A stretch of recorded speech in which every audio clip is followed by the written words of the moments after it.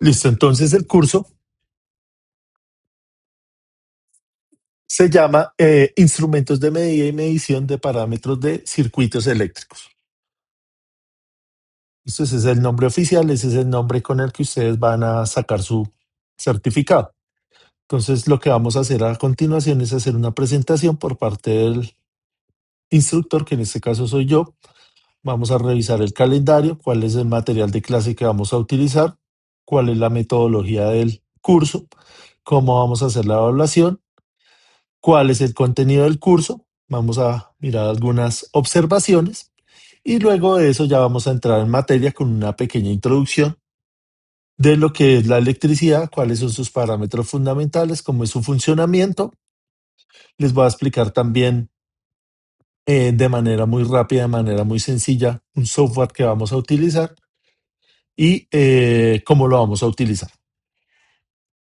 Listo, entonces la mayoría de ustedes ya me conocen. Mi nombre es Henry Tarazona, ingeniero eléctrico, tecnólogo en electricidad industrial, experiencia docente 6 años, experiencia en instalaciones eléctricas de 11 años. La idea es que ustedes también hagan una presentación, entonces ahorita les voy a compartir un formulario donde ustedes van a poner su nombre, van a poner su número de documento, van a autorizar el tratamiento de datos por parte del SENA, van a poner su profesión y qué expectativas tienen del curso.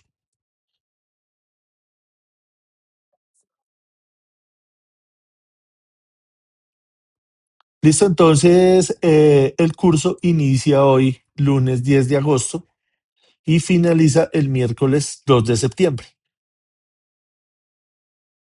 El horario es lunes y miércoles de 6 a 8. Listo, somos el grupo uno.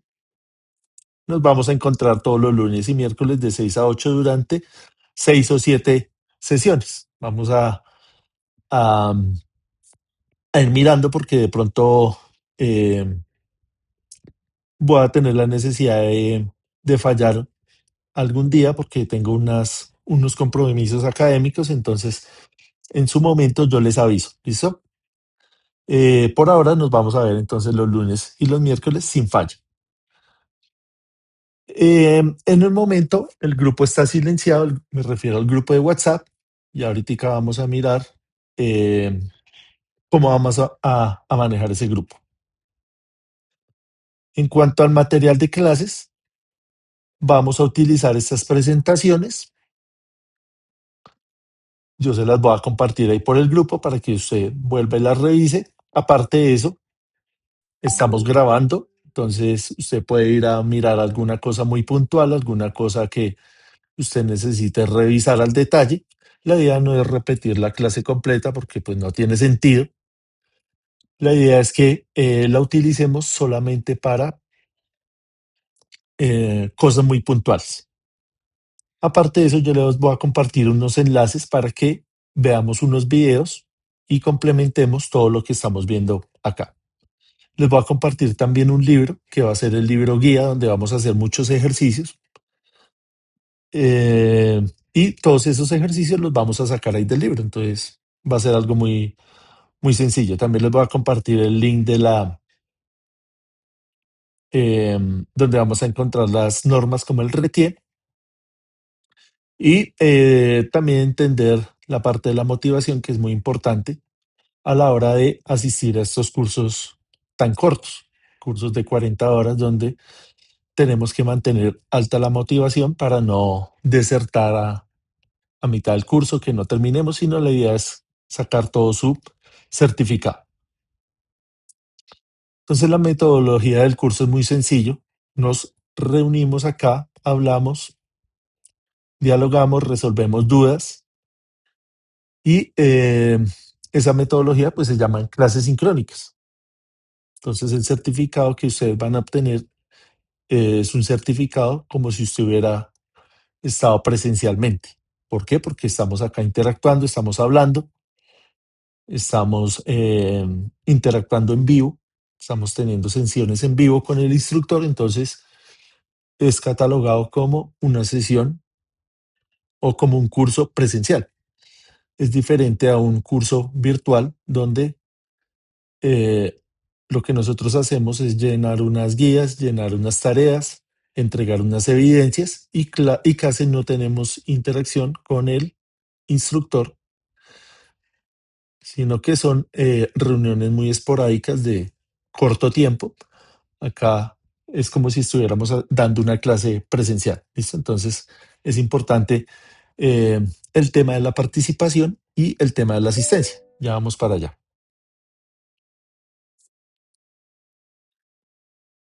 Listo, entonces la evaluación está ligada en lo que acá les acabo de contar. La participación en clase para mí es bastante importante. Yo no soy de llenarlos de tareas, de llenarlos de cosas, eh, porque considero que es más importante que nos reunamos acá, aprovechemos el tiempo, que ponerlos a hacer muchas tareas que de pronto no las hacemos tan a conciencia, sino solamente por entregarlas, y entonces no le veo tanto rendimiento a eso. Le veo más rendimiento que hablemos acá, resolvamos las dudas en vivo, lo que yo esté haciendo ustedes pregunten y lo complementen con los ejercicios que yo les vaya dejando. Vamos a hacer unos quizzes, unos ejercicios, algo muy sencillo. Vamos a trabajar también con un software, ahorita hablamos de eso. Entonces requerimos siempre mucho de su compromiso y de su trabajo autónomo. ¿Listo? Entonces todos estos cursos de 40, 48 horas, 60 horas, cuando uno va y lee el objetivo, cuando va uno y lee esos programas, siempre nos hacen hincapié, siempre nos hacen énfasis en el trabajo autónomo. ¿Listo? Entonces siempre nosotros para adquirir un conocimiento, para interiorizar un tema, debemos hacer. Si no hacemos, es difícil que completemos bien la formación. Les voy a compartir también más adelante, todavía no he creado el Classroom. Les voy a compartir un enlace para que ustedes se añadan a ese Classroom y a través de ese Classroom ustedes suban los 2 o 3 ejercicios que yo les vaya a dejar. ¿Listo? Entonces la idea no es ir a subirlo por Sofía Plus, ni ir a subirlo por Sayuna. Ninguna de estas plataformas la tenemos habilitada para dicha tarea, solamente a través del Claro. ¿Listo? La mayoría de ustedes ya han hecho cursos de todos los niveles acá en el SENA. Sabemos que hay solamente dos opciones, o aprobó o no aprobó. Entonces, como ustedes van a subir evidencias al Classroom, yo les voy a hacer una retroalimentación y les puedo dar una nota numérica, digamos que sea de 0 a 100 y yo le ponga a usted 80. ¿Listo? Si le pongo 80 es porque de pronto usted tuvo un error y la idea es que lo corrija. La idea de este curso pues es aprender, ¿cierto? No tanto la nota, sino aprender algo. No quiere decir que ese 80 o ese 90 o ese 70 le vaya a salir en algún lado en el certificado o le vaya a salir en una sábana de notas o algo así. No. ¿Por qué? Porque el certificado solamente le va a decir aprobado o no aprobado. Eh, Hay algunas personas que pueden tener alguna situación que no puedan concluir con el curso. Ya ustedes, los que llenan el formulario correctamente, están aprobados, perdón, inscritos. Entonces, si usted por X o Y motivo no puede continuar con el curso, pues no va a tener ninguna sanción, no va a tener ninguna restricción más adelante para hacer nuevamente este curso o cualquier otro curso que usted quiera. ¿Listo? Entonces, o si le sucedió algo que usted no tenía planeado o simplemente no aprobó el curso porque no asistió a las clases, pues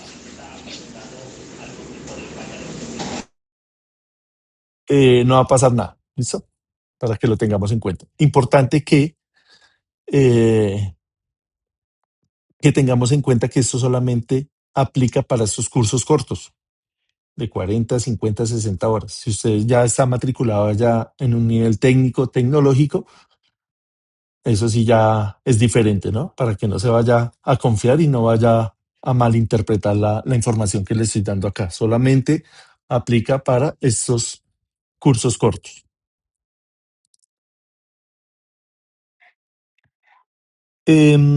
Ahorita entonces les comparto el formulario. Entonces ustedes van ahí en ese formulario a aceptar el tratamiento de datos. Esto es importante porque ustedes suministran ahí datos sensibles. Ustedes suministran ahí su correo electrónico, su número de cédula. Entonces esto es garantía para usted que los datos que ustedes me suministraron, yo los voy a utilizar única y exclusivamente para hacer la matrícula en el SEM, para absolutamente nadie más, ni para compartírselos a absolutamente nadie. ¿Listo? Entonces, esa es garantía que yo les doy siendo el instructor. ¿Ustedes qué tienen que hacer como usuarios del SENA, como estudiantes del SENA? Ustedes deben ir a actualizar sus datos porque única y exclusivamente ustedes tienen esa contraseña para entrar ya al Sofía Plus. ¿Listo? Entonces usted debe verificar que su número de cédula esté bien. Si alguien, por ejemplo, ha hecho cursos anteriormente y se matriculó cuando tenía tarjeta de identidad, debe ir a renovar y pasarlo a cédula. También debe verificar que esos datos, como por ejemplo eh, la ortografía con la que está escrita su nombre, esté bien, que no haya errores ortográficos. ¿Listo? Entonces, eso lo tiene que hacer usted personalmente porque es el único que tiene acceso a la plataforma, a su usuario. Em, la formación en el SENA, todos sabemos que es completamente gratuita. No está de más recordarlo porque ahorita con todo el tema de los grupos de WhatsApp, con toda la difusión que hay gente que se aprovecha em, de que hay tanta cosa, tanta oferta, entonces a veces ofrecen cosas cobrando dinero o porque se inscriban a alguna curso adicional, cosas como esa. Entonces, recordemos que todos estos cursos siempre son gratuitos. Nadie tiene por qué cobrarles nada. Nosotros estamos manejando toda la parte de la información del grupo a través del WhatsApp. Eso lo hacemos porque anteriormente utilizamos el correo institucional, pero ese correo institucional es intermitente. Por ejemplo, ahorita yo les compartí varias veces por el correo personal mío que ustedes estaban inscritos en este curso, porque no puede utilizar el institucional porque precisamente están en mantenimiento. ¿Listo? Entonces, por eso optamos más bien por utilizar el WhatsApp, ya que la comunicación a través de correo electrónico pues se complica a veces, porque les llega ese correo, nunca lo leen, llega como spam. Entonces es difícil a veces comunicarnos a través de correo electrónico. Entonces por WhatsApp es mucho más sencillo porque todos estamos todo el día pendientes del WhatsApp, entonces va a ser más fácil que usted se entere cuando llega una notificación al grupo. Vamos a evitar, por favor, enviar mensajes al interno a cualquiera de los participantes, ya que puede llegar a ser molesto para algunas personas. Digamos que en mi caso no me molesta, pero eh, tampoco les puedo contestar a veces muy rápido porque no sé quién me está hablando, porque tengo varios grupos, grupos de 50, 30, 60, 70, 80 personas. Entonces me escriben, a veces no me escriben de qué grupo son, sino simplemente me escriben y no sé ni con quién estoy hablando, no sé cómo contestarles. Entonces, por favor, evitar eso.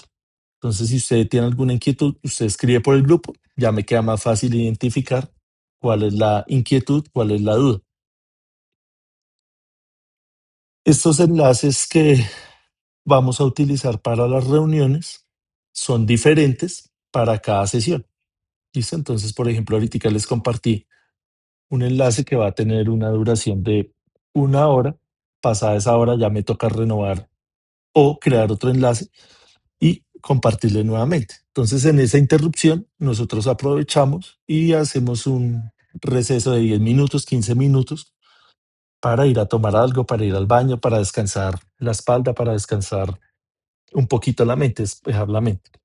¿Listo? Entonces lo vamos a hacer así. Cada vez, en cada sesión, yo les voy compartiendo un enlace nuevo. En cuanto al contenido del curso, entonces el curso es muy sencillo. El curso se llama Parámetros de circuitos eléctricos. Entonces vamos a mirar una introducción muy sencilla de cómo funciona la electricidad. Esto lo vamos a hacer ahorita. La próxima sesión, que es el día miércoles, vamos a hablar de las unidades fundamentales de la electricidad: tensión, corriente, resistencia, impedancia, todas esas unidades que nosotros estamos acostumbrados a utilizar en la vida diaria. En la sesión 3 vamos a hacer ejercicios. La idea no es tanto eh, echar tanta carreta, sino ya ponernos manos a la obra a resolver ejercicios en serie, ejercicios en paralelo, ejercicios mixtos, diferencial, diferenciar, perdón, la topología de cada uno de ellos. Esto nos ayuda a entender mucho mejor cómo funciona la electricidad, a hacer conexiones neuronales, a hacer más ágil la mente en cuestiones eléctricas para que usted las pueda utilizar allá en su profesión. En la sesión 4 vamos a hacer algunos ejercicios con el multímetro para medir corriente, tensión, resistencia. Luego vamos a hacer unos ejercicios de división de corriente, división de tensión. Vamos a ver cuáles son sus aplicaciones. Y por último vamos a recordar las leyes de Kirchhoff, la ley de corrientes, la ley de tensiones, todo en el contexto, todo en lo em, tratando de hacer muchos ejercicios, es lo que está enfocado el curso, hacer ejercicio, ¿listo? Entonces, fíjese que todas las temáticas son muy sencillas, muy elementales para cualquier persona que ya tenga experiencia eléctricamente. Para los que ya sean experimentados, pues es rebobinar un poquito, recordar, mantenerse como actual em, con estos conceptos que, a pesar que la tecnología haya avanzado mucho y estemos con el tema de la inteligencia artificial, siguen siendo fundamentales para cualquier profesional de la electricidad. Todos estos, en todas estas sesiones vamos a utilizar el software. Ya ahorita les comento qué software. Entonces la idea es ir haciendo la parte manual del cálculo de los circuitos y después ir a montarlo en el software. Esa es la idea. Listo, entonces hasta ahí tendríamos la primera parte de la presentación del curso. Entonces ahora sí los escucho a ustedes, escuchamos las inquietudes que hayan surgido.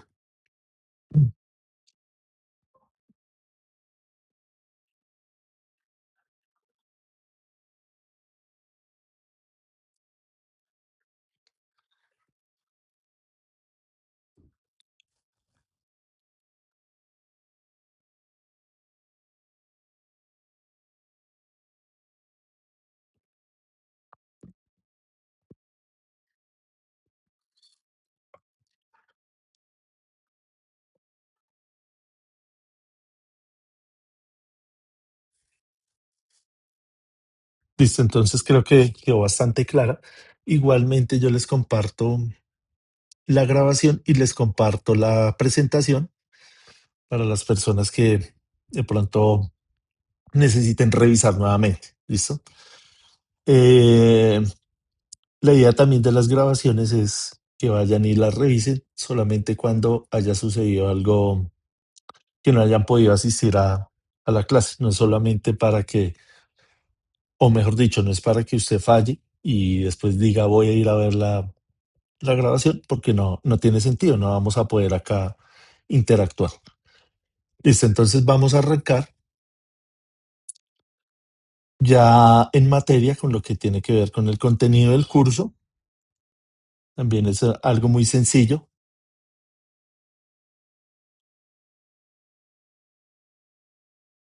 algo muy elemental. Listo, entonces vamos a revisar brevemente cómo es la historia de la electricidad, quiénes fueron sus descubridores, cómo fuera su evolución.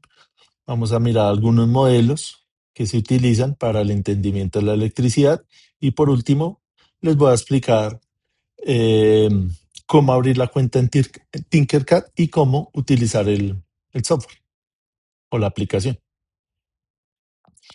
Listo, entonces, la electricidad es una de las fuerzas fundamentales del universo que ha revolucionado el mundo moderno, desde los experimentos básicos hasta la sofisticada tecnología eléctrica de hoy. Entonces, la electricidad está llena de descubrimientos y de avances innovadores. ¿Listo? Entonces, desde la época de Tales de Mileto, de los antiguos griegos, estamos hablando del 600 antes de Cristo, ya habían algunas inquietudes, algunas preguntas acerca de algunos fenómenos que se observaban. Fíjense que acá estamos hablando de 600 antes de Cristo, esto es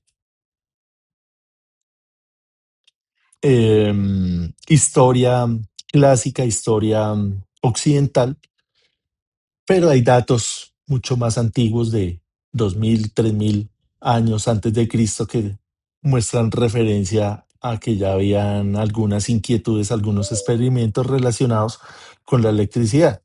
Obviamente que no nos vamos a poner ahorita a discutir temas históricos, vamos a tomar estas referencias occidentales. Listo, entonces la electrización tiene varias manifestaciones. Entonces es sencillo verlas a través de los experimentos que hemos hecho toda la vida. Entonces, por ejemplo, un ejercicio de frotamiento, un ejercicio de contacto o de inducción. Entonces creo que todos hemos hecho este experimento en algún momento de la vida, en el colegio o en el SENA, en algún lado, donde frotamos un elemento que puede ser en su gran mayoría un plástico frotado con un paño. Luego que nosotros hacemos eso, sucede algo interesante, que es la atracción. Entonces uno se preguntaría, ¿por qué sucede esa atracción? Entonces acá claramente lo que estamos viendo es una separación de cargas, cargas positivas y cargas negativas. ¿Listo? Entonces cuando nosotros hacemos ese contacto con una superficie o con un objeto, lo que estamos haciendo es equilibrando nuevamente esas cargas, equilibrando acá eléctricamente los objetos. ¿Listo? Entonces es importante entender que la naturaleza tiende al equilibrio, tiende a estar en equilibrio. Por inducción sería muy parecido acá a la parte de contacto, solamente que no hay necesidad de hacer contacto físico, sino que a distancia también vamos a poder orientar las cargas.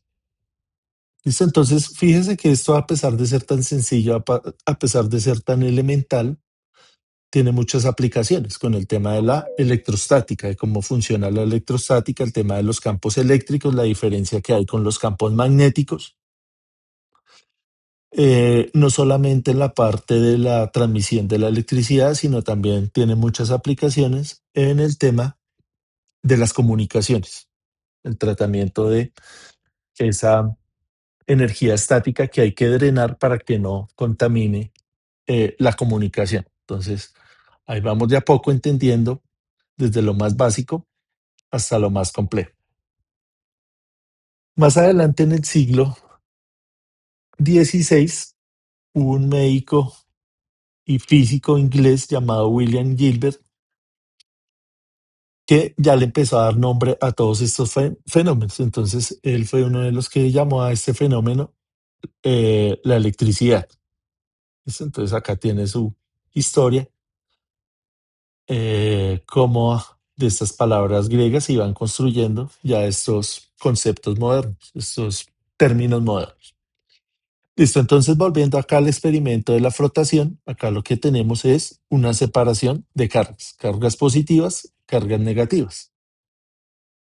Listo, entonces acá vemos cómo a través de el frotamiento de un elemento se van separando las cargas en una superficie y gracias al acercamiento a otro elemento podemos a través de la inducción polarizar ese elemento. Eso es lo que estamos viendo acá. Eso es lo que está sucediendo. ¿Listo? Entonces frotamos, esto queda cargado positivamente. Cuando lo acercamos a otro objeto, esas cargas positivas acercan acá a las cargas negativas. Fíjese que este experimento, a pesar que pues parece muy elemental, esto es exactamente cómo funcionaría también un condensador. Un condensador, lo que tenemos acá es lo mismo, una separación de cargas positivas y negativas.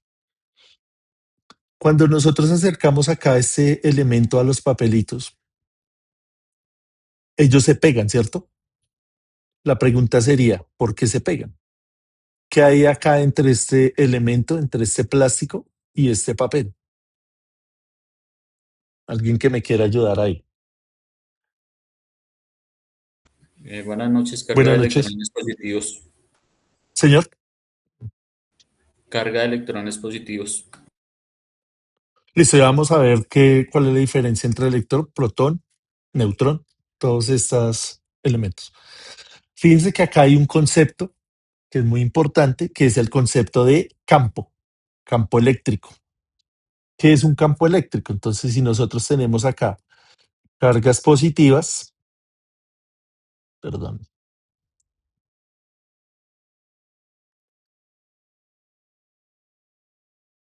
no sé por qué está rayando esto tan feo. Bueno, cargas acá positivas, que son las rojas, y cargas acá negativas. ¿Qué es lo que va a existir entre ellos? Lo que va a suceder es que va a haber unas líneas de fuerza. ¿Sí? Entonces, esto es lo que nosotros llamamos la fuerza eléctrica y está asociado al campo eléctrico. Campo eléctrico.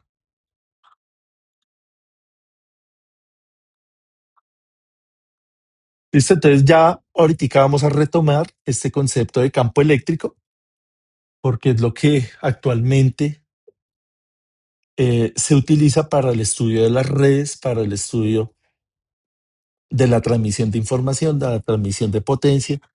El funcionamiento de las máquinas eléctricas está relacionado tanto al campo eléctrico como al campo magnético. ¿Listo? Entonces, importante. Fíjense que ahí vamos de a poco en un experimento que nosotros conocemos bastante, podemos extraer eh, mucha información. Entonces, acá lo que tenemos es unas líneas de campo, campo eléctrico.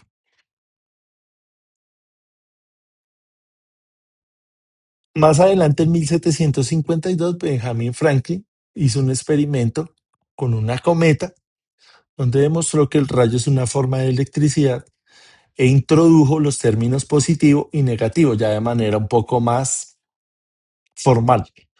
¿Listo? Entonces, ¿qué es lo que está sucediendo acá? ¿Qué es un rayo? ¿Cómo podríamos describir un rayo físicamente? Una carga eléctrica, una descarga eléctrica. Sí, pero ¿por qué sucede? ¿Quién lo origina?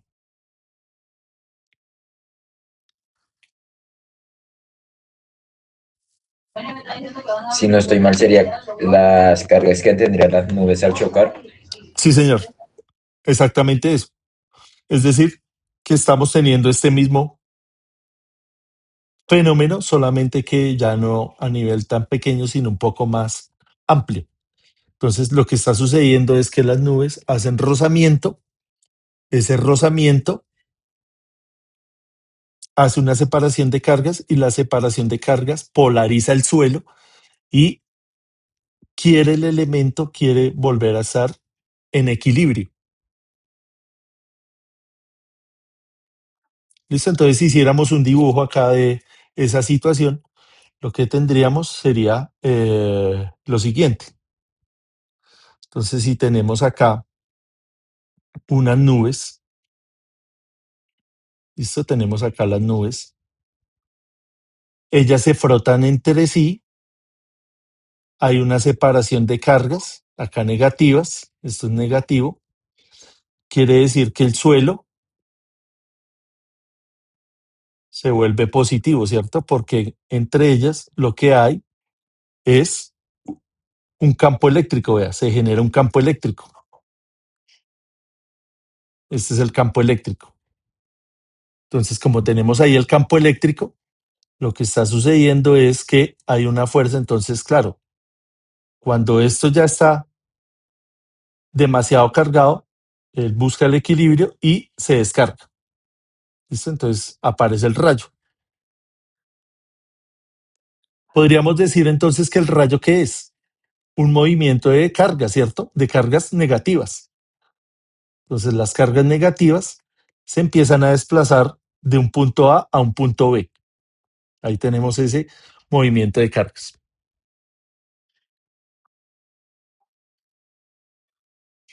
¿Cómo se llama entonces formalmente el movimiento de cargas?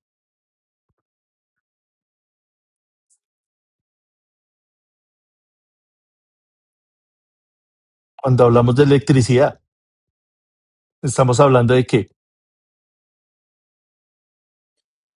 Atracción. ¿De qué parámetro? Cuando hablamos de movimiento de cargas, estamos hablando de qué parámetro.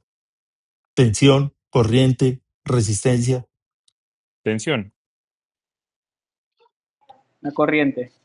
Corriente, porque vea que la tensión existe es entre la nube y el suelo. Ahí hay una tensión. Cuando aparece el flujo de electrones, es lo que nosotros llamamos como corriente. ¿Listo? Entonces, esto que estamos viendo acá es corriente. ¿Y la corriente la medimos en qué?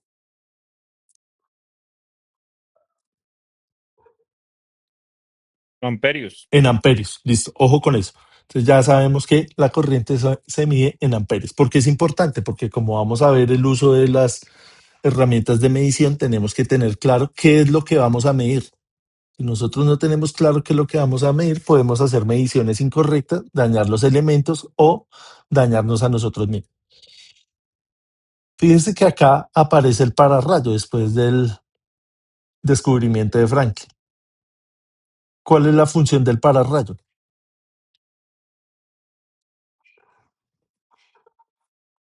¿Qué está haciendo este elemento acá? Disipar la energía a Bajar, tierra. bajar toda la carga a tierra. Ujú, exactamente.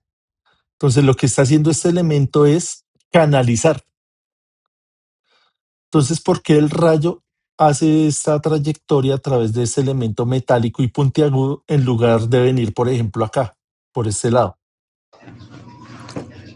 Por lo que usted mismo nos había dicho, o sea, como que está el campo magnético y busca, sería la manera más cerca de atraerse. Una Pero baja resistencia. fíjese que ahí estamos, no hemos hablado todavía del campo magnético, estamos hablando del campo eléctrico. Estamos hablando del campo eléctrico porque esto es electricidad estática. Estamos hablando de campo eléctrico. Entonces, siempre la corriente va a optar por el camino más fácil y el camino más fácil es el metal. ¿Por qué? Porque tiene una mejor conducción, una mejor conductancia que el aire. Entonces, la corriente siempre va a preferir el camino más corto, el camino más corto no, sino el camino de menor resistencia, porque es más fácil acá la conducción que a través del aire, porque la rigidez del aire es mayor que la rigidez del aire de estos materiales metálicos. ¿Qué pasa después con esa energía que pasa acá a través de ese pararrayo?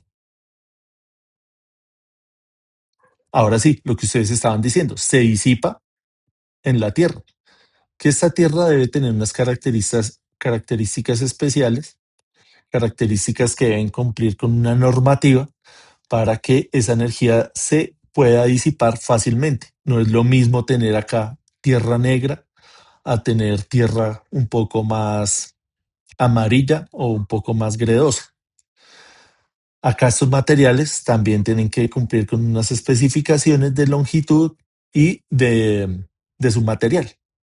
¿Listo? Entonces, alguna sección de esta puede ser de cobre, otra puede ser de aluminio, dependiendo de lo que nos digan las normas. Ahorita pues no vamos a entrar tanto en ese detalle normativo. Lo importante es entrar acá en el detalle conceptual, de entender qué es lo que está sucediendo.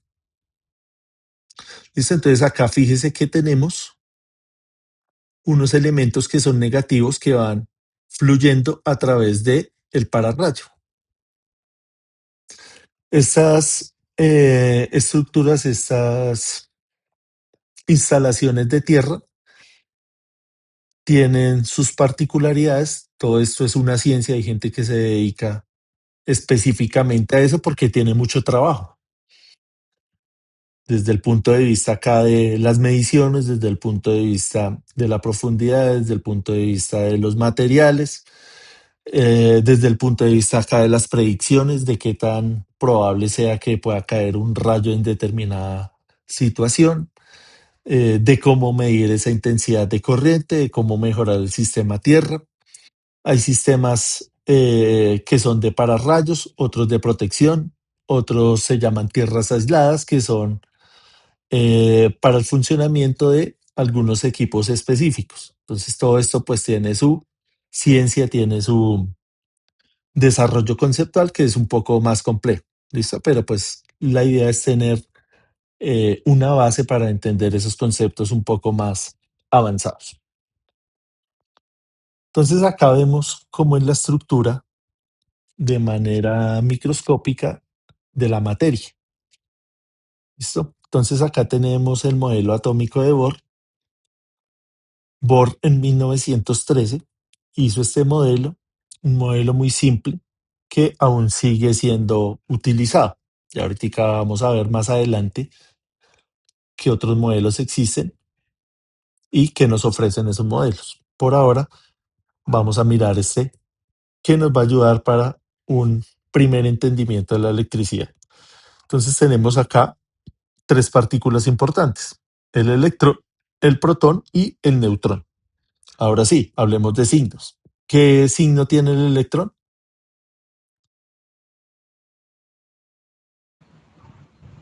Signo positivo.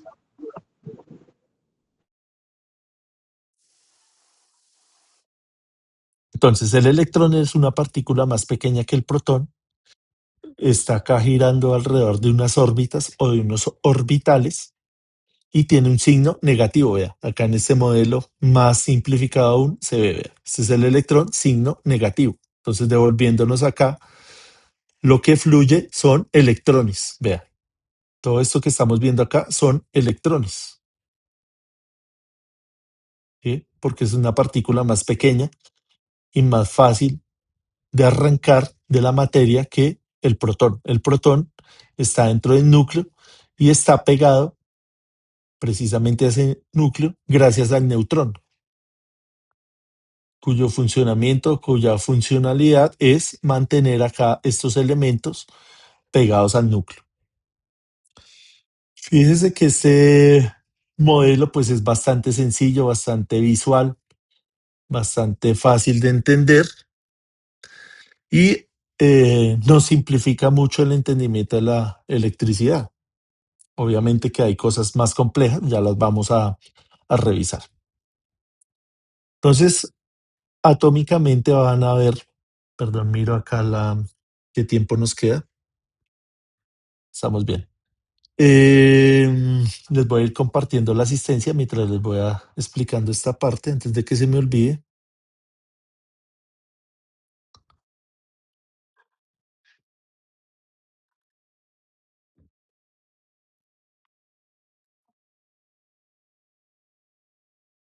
Se las voy a compartir ahí por el grupo de WhatsApp. ¿Listo?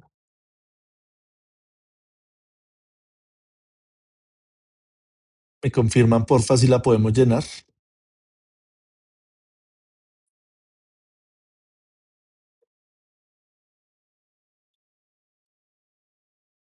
Sí, profe, ya llegó. Listo, gracias. Entonces vayan llenándola ahí mientras les voy explicando. Entonces les decía que hay diferentes tipos de materiales. Tenemos materiales metálicos, materiales conductores, materiales semiconductores y materiales aislantes. Dentro de los materiales conductores tenemos los metales, que son los materiales más utilizados, más famosos en todo este cuento de la electricidad. Entonces fíjese cómo es atómicamente un material conductor, un material semiconductor y un material aislante. ¿Qué pasa con el material conductor? En su última capa de valencia va a tener solamente un electrón. El semiconductor va a tener 4 electrones y el aislante va a tener 6 electrones en este caso, o máximo 8, obedeciendo a la regla del octeto. ¿Listo? Entonces, entre más electrones tenga, va a ser más difícil arrancar ese electrón porque el material está equilibrado, está bien estructurado y es difícil arrancar ese electrón. Fíjese acá en el cobre, este es el átomo particular del cobre, es muy fácil arrancar este electrón, fácil separarlo de su núcleo, porque él está perdido, está acá suelto. Entonces cualquier excitación, cualquier campo eléctrico pequeño del que estamos hablando, de la fuerza eléctrica, es capaz de arrancar ese electrón fácilmente. Caso contrario acá, ¿ve? Usted para arrancar este electrón necesita más campo eléctrico, por ende más nivel de tensión para extraerlo de su estructura principal. Y acá los semiconductores sería un término intermedio que podríamos sacarlo con un nivel de tensión intermedio. Estos elementos semiconductores, los más famosos son el silicio y el germanio. Usualmente también tienen acá un dopaje para que se comporte de una u otra manera. Con estos elementos, el silicio y el germanio, es que construimos toda la electrónica, todos los procesadores, eh, los elementos de almacenamiento. Entonces, ¿cómo es que funciona a nivel microscópico el movimiento de electrones? Entonces, usted inyecta un campo eléctrico a través de un conductor y vea lo que va a pasar. Es como un efecto cadena, un efecto dominó. Un electrón va empujando al siguiente, el siguiente átomo, y así se va formando ese movimiento de electrones. ¿Sí? Así de sencillo es. Ese es el modelo que hemos venido manejando desde 1913. Ya vamos a ver más adelante otros modelos. Entonces acá tenemos los diferentes materiales, los conductores, que en su mayoría son los metales, luego los aislantes y los semiconductores. Entre los conductores, lo que nosotros utilizamos en la parte eléctrica son estos de acá, el aluminio. El aluminio, por ejemplo, ¿dónde lo utilizamos? Eléctricamente hablando. En redes de distribución también se usa En bastante. la guaya no, profe. Sí, señor, en las redes de transmisión y distribución utilizamos el aluminio por encima del cobre, por ejemplo. ¿Por qué? Porque es más económico. Entre el aluminio y el cobre, ¿cuál es mejor conductor? El cobre. El Cobre. cobre. Ujú, el cobre. Entonces uno diría, ¿por qué no utilizamos el cobre? Precisamente por lo que les estoy diciendo, es más económico el aluminio. El hierro, por ejemplo, ¿dónde lo utilizamos eléctricamente hablando?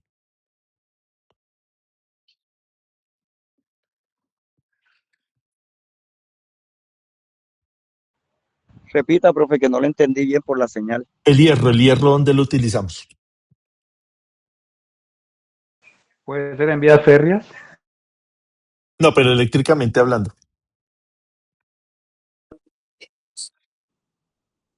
¿Para tierra? No, en el polo a tierra utilizamos el cobre y el aluminio para el captador. El hierro Transformadores. se utiliza para los transformadores o los motores de inducción. para Exactamente. transformadores. Ajá, exactamente. Entonces el hierro, que sabemos que el hierro lo podemos transformar fácilmente en acero, agregándole acá elementos como el carbono, eh, se utiliza para fabricar los transformadores, para fabricar su núcleo, el núcleo de los transformadores, el núcleo de los motores, también para el núcleo de estos cables de transmisión que estábamos hablando, ellos llevan un alma de acero. Entonces el hierro está diseñado para eso. Pero fíjense que algo importante, el hierro no está transmitiendo electricidad. El hierro lo que está transmitiendo es, en el caso de los cables de aluminio, lo que está haciendo es una fuerza mecánica para que el cable no se reviente. Y en el caso de los transformadores y de los motores, es lo que está transmitiendo es un flujo magnético. ¿Listo? Entonces, las particularidades del hierro le permiten esa funcionalidad.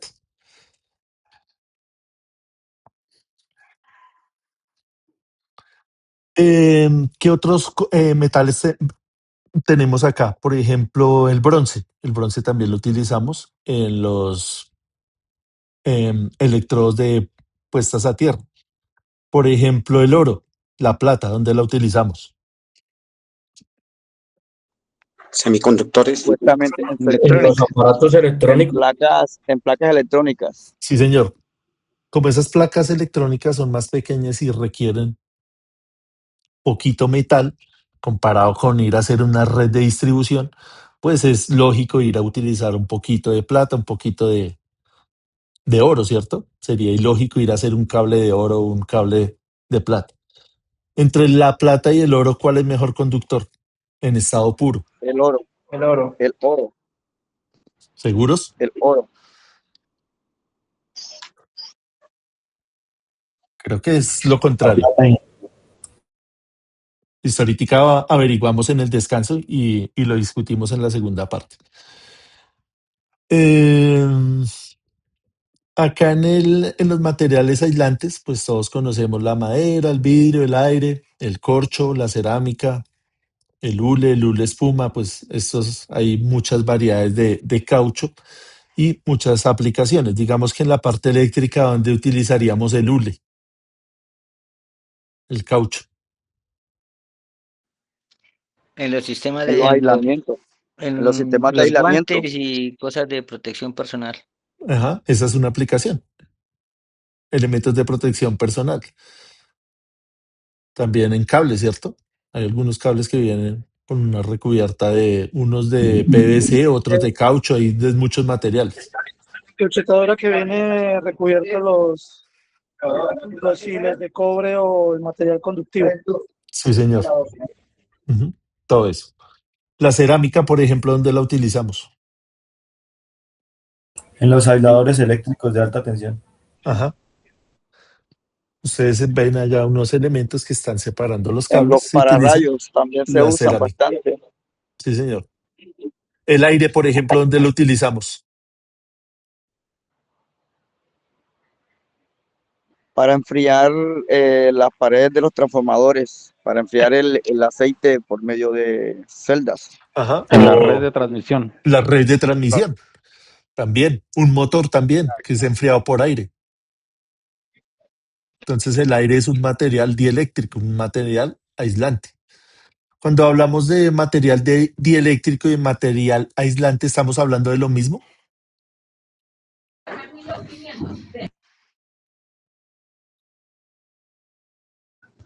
Creería que no.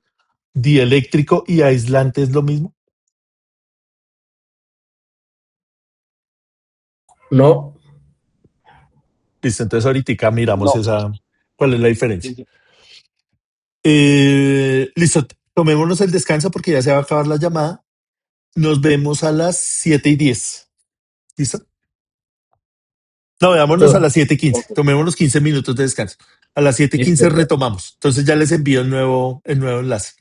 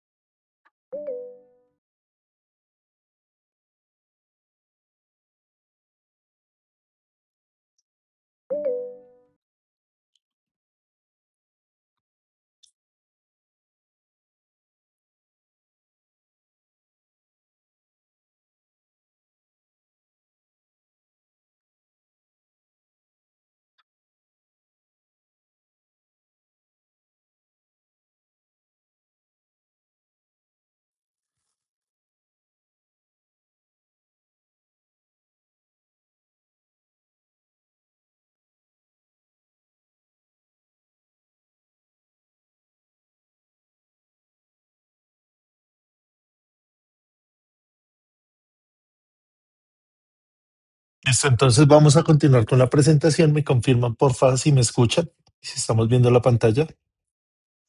Sí, profe. Listo, gracias, Jehan. Listo, entonces habíamos quedado acá en esta parte. Estábamos hablando de los materiales, habíamos hablado de los conductores, los aislantes, los semiconductores. En los semiconductores los más comunes son el silicio, el germanio y el galio, que sirven para fabricar todo este tipo de elementos, todo este tipo de electrónica, procesadores, tarjetas gráficas, eh, memoria RAM, memoria ROM, lo que se le ocurra. En este tipo de tarjetas está fabricado sobre todo con este tipo de materiales, ¿listo? Que obviamente son manipulados químicamente para que cumplan una u otra función. Todo el tema también de la electrónica, pues es bastante amplio. ¿Sí, Hermes? Profe, estuve consultando y dice que la plata es el más conductor eléctrico por Sí, su estructura atómica. ajá. Entonces es la plata. ¿Qué se diferencia, por ejemplo, en el oro por la estructura? Cuando nos hablan de estructura, estamos hablando de esto de acá. Entonces fíjese que esto es un átomo de cobre y tiene una estructura eh, atómica particular. Si usted va y mira el átomo de la plata o el átomo del oro, tiene una estructura diferente. Ah, ok. Eso es estructura. También decía que el oro es más utilizado es porque la plata sí se corroe y más tiende a humedecerse más. Exactamente. Entonces el oro tiene esa particularidad de que no se oxida tanto como el cobre o la plata, entonces en el tiempo va a mantener mejor sus propiedades. Pero entonces, ¿cómo es el orden? La plata, el cobre y el oro, ¿cierto? Entre los mejores conductores. Sí, el oro está de terceras, la plata, el cobre y el oro. Ajá, sí, señor.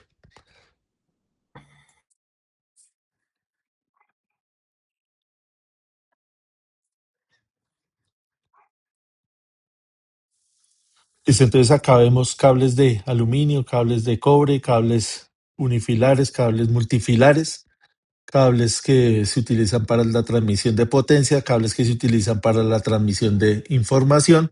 Todas estas chaquetas que estamos viendo acá metálicas es precisamente para aislar el campo eléctrico. Acá estamos hablando es de estática del campo eléctrico, para no confundirlo con el campo magnético. Ya vamos a hablar del magnético. Listo, entonces este silicio, ¿de dónde se saca? De la arena, ¿cierto? ¿Cómo es esa extracción de ese silicio? Pues tiene implicaciones ambientales que son bastante fuertes, bastantes contaminantes. Entonces fíjese que acá ya usted tiene que tener en cuenta varias cosas. No solamente la parte técnica, la parte de los materiales, cómo está funcionando cada uno de estos elementos, sino también de dónde va a sacar la materia prima para construirlos. Entonces acá ya usted tiene que tener en cuenta implicaciones ambientales, implicaciones sociales, implicaciones económicas. Fíjese que acá todas estas empresas de tecnología como Google, AMD, Intel, Facebook, todas esas tienen acá su sede en Silicon Valley, queda en la costa oeste de Estados Unidos. ¿Sí? Entonces, esta es el centro de la tecnología mundial. ¿Por qué escogieron ese lugar? Precisamente acá por su cercanía a este desierto que va a tener la facilidad de extraer más fácilmente el silicio para hacer todo este tipo de elementos. Fíjese que ahorita, por ejemplo, hay una escasez de estos elementos porque todas estas empresas como AMD, Intel, están produciendo o tienen enfocada su producción a estas empresas. ¿Qué están haciendo estas empresas? Pues mucha investigación con el tema de la inteligencia artificial. ¿Y qué requiere esa inteligencia artificial? Muchos procesadores que demandan bastante energía, que además de ser muy potentes, pues hay que refrigerarlos y esa refrigeración pues requiere un gasto energético. Entonces no están dando abasto con esta producción de todos estos elementos, todo lo que están fabricando va para las grandes empresas y por ejemplo para los componentes más pequeños, para un celular, un computador, un dron, cosas como esas, pues no hay tanta oferta. ¿Listo? Entonces, todo esto ya tiene implicaciones económicas que hay especulación también con los precios. Entonces, esto ya viene como desde el 2024, donde los precios van oscilando dependiendo de lo que digan estas empresas. Entonces, todo eso tiene que tenerlo uno en cuenta, porque fíjese que el mercado es dinámico, es cambiante. La tecnología también es cambiante, a pesar que sigue funcionando de igual manera con los mismos principios básicos. Esto va evolucionando a ser una tecnología cada vez más autónoma. Listo, acá siguiendo con el tema de los materiales, tenemos el agua. El agua la catalogamos como aislante o conductora. ¿Es aislante o es conductora? Conductora. En estado natural es aislante. Conductor. O sea, ella varía dependiendo de con qué esté, Depende, sí. Depende de El qué, agua es Diana. conductora. Pues tengo entendido que si tiene sal, el agua, por ejemplo, conduce más. Y si, digamos, es natural, también. Depende también del estado del agua. Ujú, precisamente eso. Entonces, si nosotros nos vamos a la estructura molecular del agua, ¿qué es el agua? Entonces, el agua es, perdón, el agua es H2O, ¿cierto?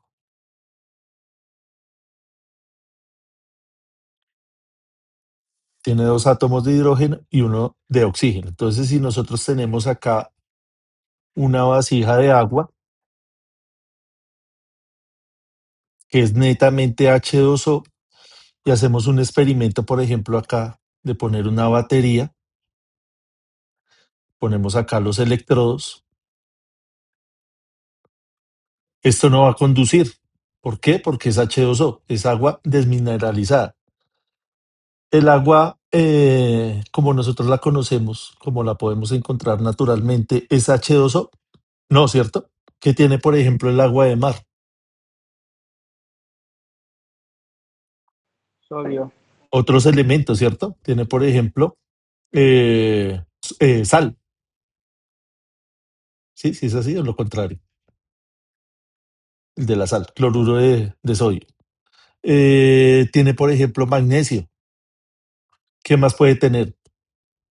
El agua del grifo, por ejemplo, ¿qué tiene? Cuando nosotros sabemos allá, ¿qué es lo que más tiene? Cloro. Cloro, ¿cierto? Claro. Entonces, fíjese que todas estas partículas, todos estos elementos, entre más tenga de esto, el agua va a ser más mineral.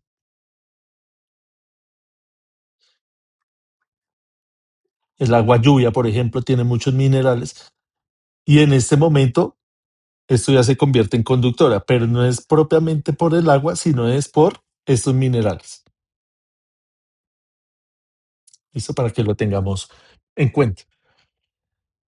En ese orden de ideas, ¿el cuerpo humano sería conductor o aislante? Pues ingeniero, por la cantidad de agua que hay en el cuerpo, generalmente Sería conductor, ¿no? Sí, señor. conductor. Porque el cuerpo humano, ¿de qué está hecho? La mayoría de agua. ¿Que es un agua pura? No, ¿cierto? Es un agua que tiene muchos minerales. Por ejemplo, en la sangre tenemos mucho hierro, que ya vimos que es un metal y es un metal que conduce bien la electricidad. Si no estoy mal, Señor. si no estoy mal, también por lo que el cuerpo humano es como, por decirlo así, un ser abierto, que también como que atrae.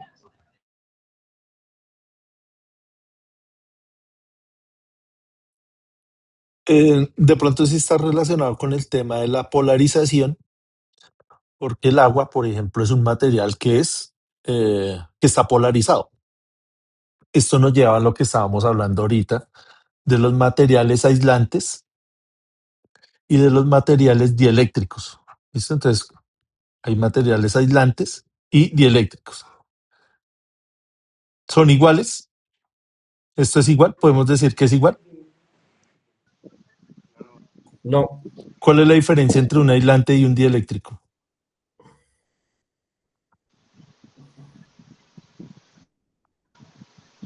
Que el aislante aísla y el dieléctrico dirige. Sí, es algo así, o sea, es difícil de clasificar porque muchos aislantes son también dieléctricos y muchos dieléctricos son también aislantes, que son la mayoría. Digamos que en un condensador de placas paralelas tenemos acá las placas que son metálicas y dentro de él tiene un dieléctrico. Ese dieléctrico, ¿qué propiedades tiene? Que se puede polarizar fácilmente. Se polariza acá fácilmente cumpliendo con su labor, que es almacenar energía en forma de campo eléctrico. Esto sería un material dieléctrico. Mientras que el material aislante, la única función que tiene es aislar y no permitir que haya conducción de un lado al otro, sin importar si se polariza o no. Esa sería la diferencia entre un material aislante y un material dieléctrico. Pero volvemos a lo mismo, es difícil eh, clasificarlos porque ambos cumplen, o la mayoría de los materiales cumplen con esas dos características. Tocaría ser muy específico ya en la estructura de cada material. Listo, entonces fíjese que acá el tema de la seguridad hay que tenerlo en cuenta porque nosotros al ser un material que somos capaces de conducir la electricidad, pues debemos utilizar materiales para prevenir daños en el cuerpo. ¿Listo? Entonces el paso de corriente, todos sabemos que tiene implicaciones acá, que puede provocar daños en la estructura del cuerpo. Entonces por eso se utilizan guantes de caucho, botas de caucho, el overall, todos esos elementos hacen que nos protejamos contra el paso de la corriente.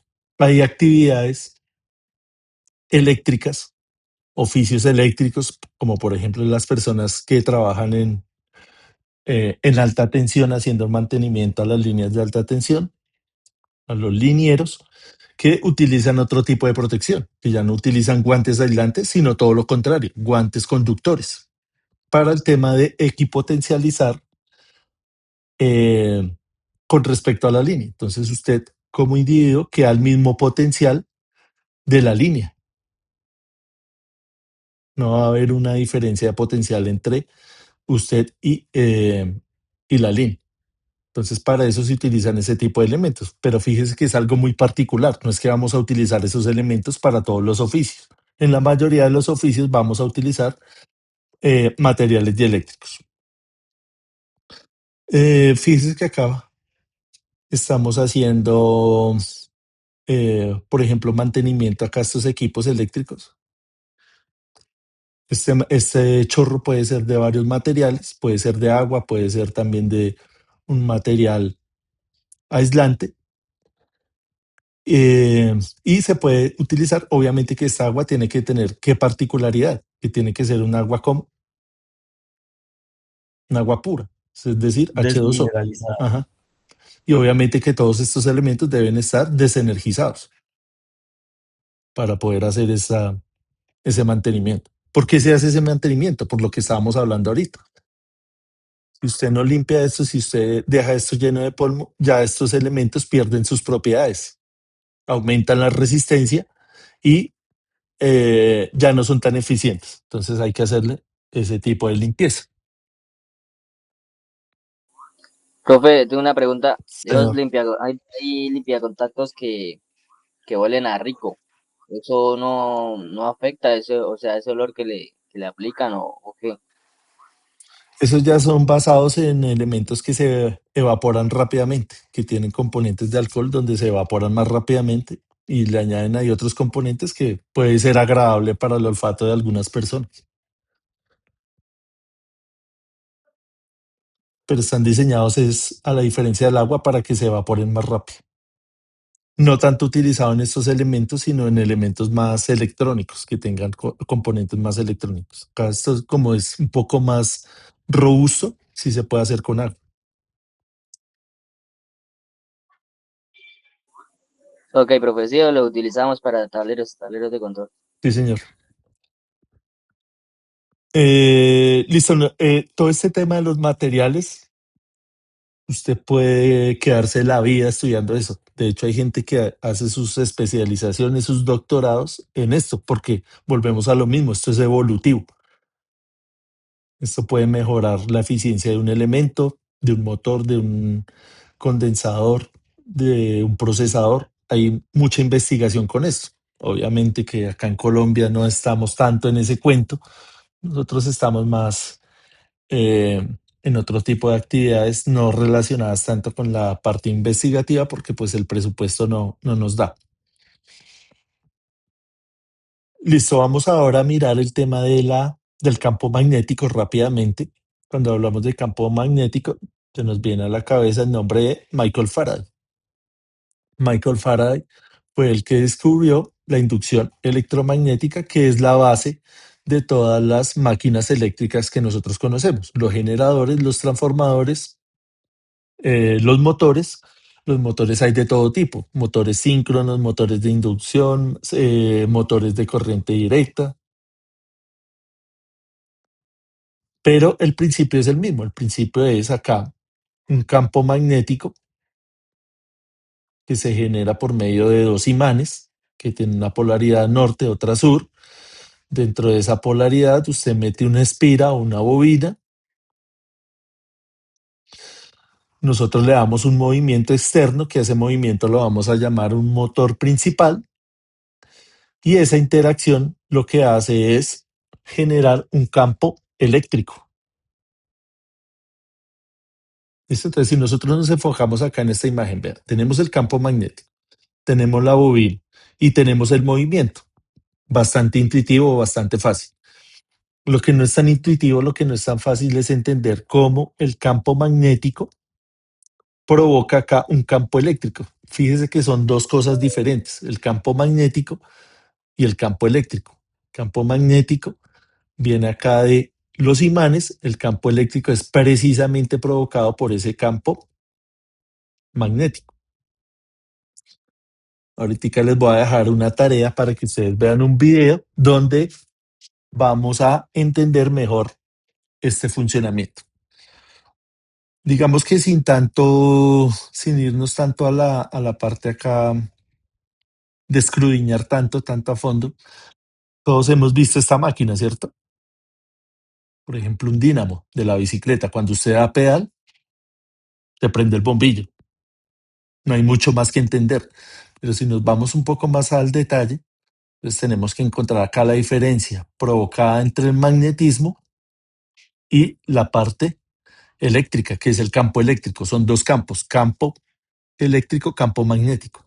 Gracias al descubrimiento de estos campos electromagnéticos es que tenemos la tecnología que tenemos hoy en día.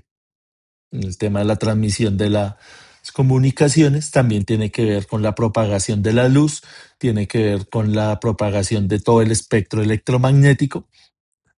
El entendimiento de esto para nosotros como eléctricos es bastante fundamental.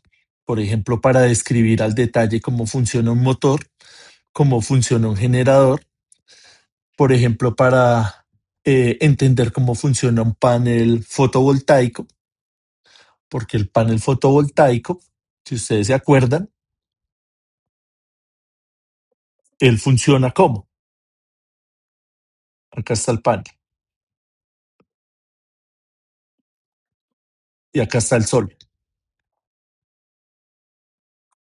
Todo esto que viene del sol, toda esta energía que llega acá al panel, ¿el panel la aprovecha? ¿O qué aprovecha el panel?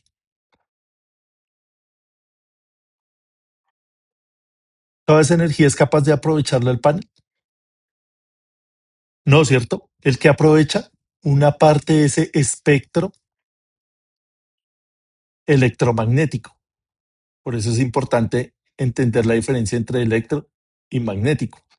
Entonces, ese espectro electromagnético va a tener una parte que se llama la luz visible. Quiere decir que el panel fotovoltaico solamente va a aprovechar la parte, una fracción de toda esa energía que viene, porque acá viene otro tipo de energía. Los rayos X, los rayos gamma, que son los de más alta energía, toda esa energía no es capaz de aprovecharla al panel. Al contrario, esa energía va a hacer que el panel se caliente y pierda rendimiento. Fíjese que esto es solo una aplicación. En el tema de las comunicaciones, también es muy importante conocer este concepto de campos electromagnéticos. Por ejemplo, en el tema de la automatización. Cuando usted está programando un PLC, cuando está programando un motor, usted tiene que ver que esos elementos sean compatibles electromagnéticamente para que funcionen correctamente. ¿Sí? Entonces, es importante que eh, repasemos esos conceptos.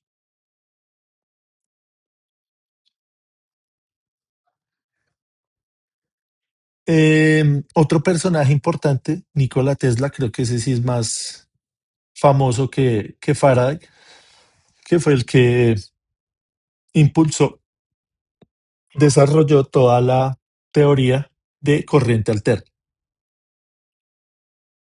Entonces, la corriente alterna es la que utilizamos en la gran mayoría de países. Hay unos que utilizan todavía corriente continua, o todavía no, sino desarrollaron un sistema de corriente continua que en determinados contextos es más eficiente que la corriente alterna. Pero de una manera general utilizamos la corriente alterna. ¿Por qué? Porque la corriente alterna nos permite cambiar los niveles de tensión.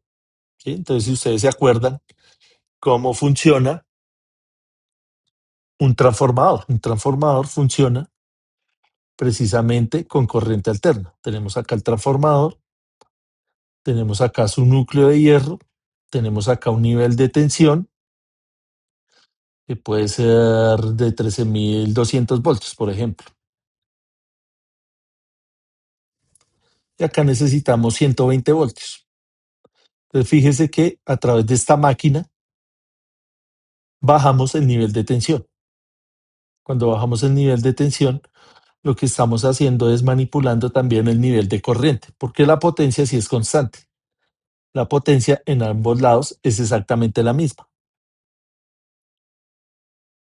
¿Listo? Entonces, eso fue lo que nos permitió la corriente alterna, manipular ese nivel de tensión, bajar el nivel de corriente y permitir que esos cables que son largos, esos cables de transmisión, fueran de menor diámetro, de menor calibre, reduciendo los costos y reduciendo sobre todo las pérdidas por efecto Joule, que es el calentamiento del cable. Entonces, gracias a Tesla, que fue el que descubrió este fenómeno, tenemos la posibilidad de transmitir energía a largas distancias. ¿Sí? ¿Sí se acordaban de esto? Dice que ahí es solamente un repaso de lo que ya deberíamos saber.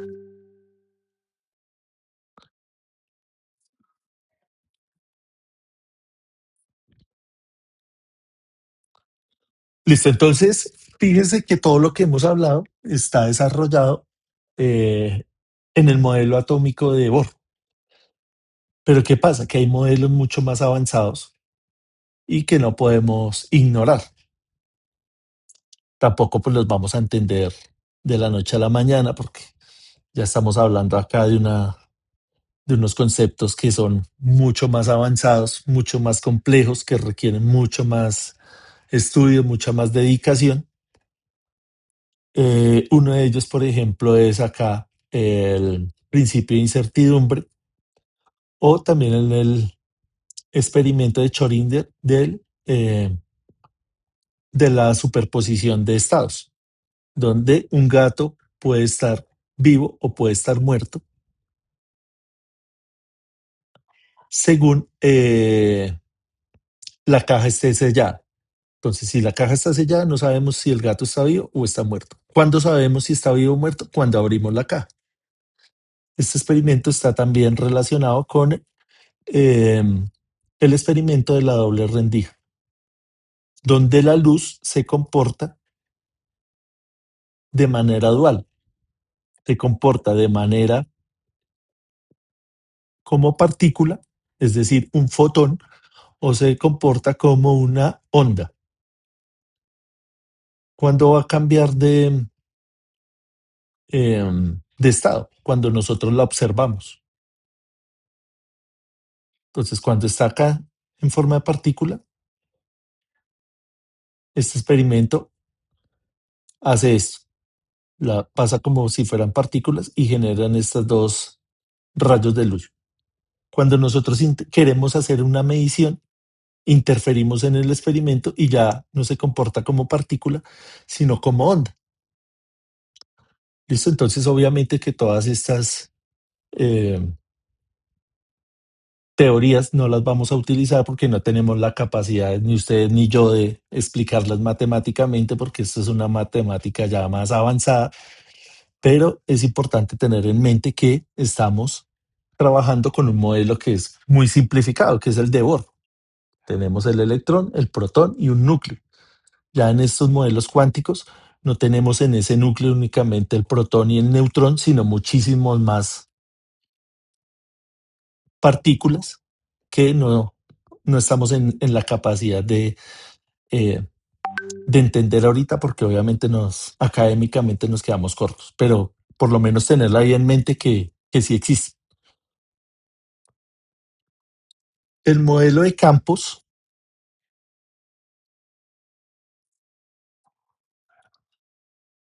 sí lo tenemos que manejar. ¿Por qué? Porque pues lo estamos explicando y nos habla de cómo es la transmisión de energía a través del espacio. ¿Listo? Entonces toda esta teoría la hizo Maxwell, que fue el que unió la teoría de Gauss, la teoría de Faraday, la teoría de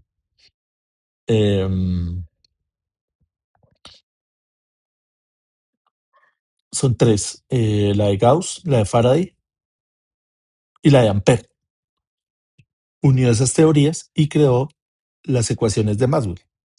Entonces fíjese que acá en un experimento que nosotros queremos entender, de pronto no lo estamos entendiendo. Si a usted le pone en este experimento una batería y un bombillo, usted como electricista, usted dice, ahí no hay nada más, ahí no hay nada que entender. Vienen los electrones por acá, encienden la bombilla y regresan por acá.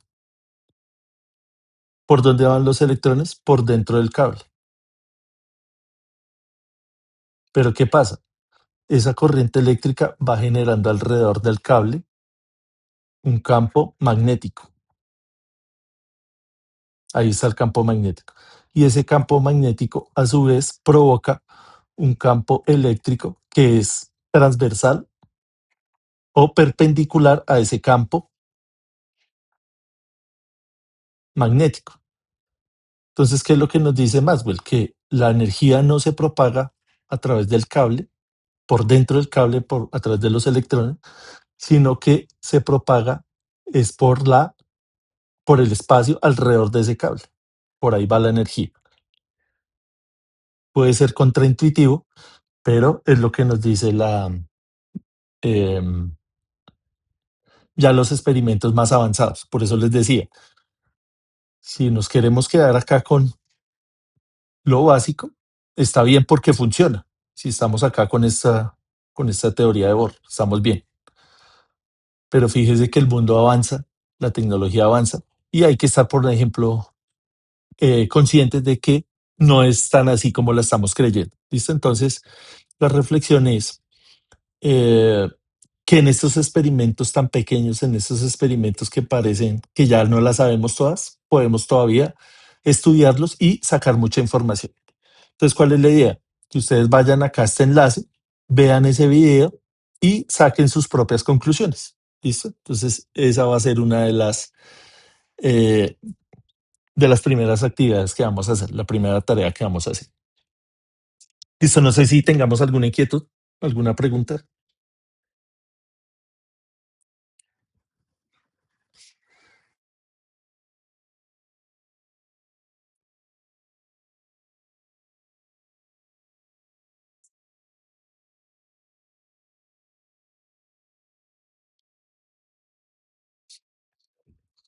Listo, entonces, Sierves. Profe, pero en el ejemplo que tú nos das con la batería también habría que mirar digamos que el tiempo, porque pues ella se acaba, se gasta. Sí, señor. O sea, hay que ya comenzar a buscar que la genere. Sí. Listo, entonces, la idea es que revisen el video y lo hablamos el miércoles, ¿listo? Ahí también hablan de lo que usted está diciendo del tiempo. Ok, profe.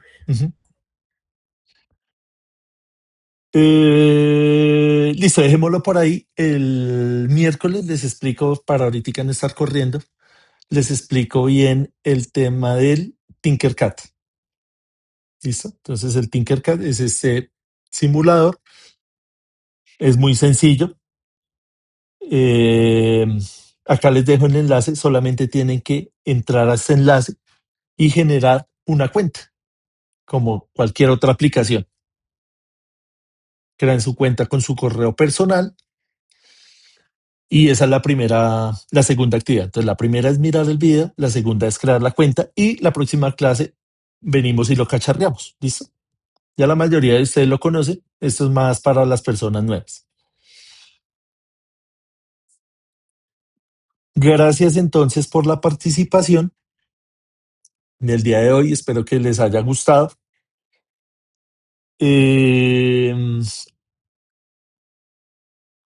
Un saludo especial para las personas que ya nos conocemos. No los voy a saludar uno por uno, pero yo los tengo ahí referenciados porque ya hemos tenido pues bastantes cursos anteriormente. Entonces les agradezco nuevamente por la confianza acá con el instructor. Y para las personas nuevas, bienvenidos al curso. Espero que les guste y espero que más adelante podamos tener más cursos. ¿Listo? Entonces, feliz descanso y nos vemos el miércoles. Listo, profe, gracias. Muchas gracias. Listo, gracias a ustedes. Que descansen. Gracias, profe. A ustedes. Gracias. Hasta mañana y bendiciones para todos, compañeros. Igualmente.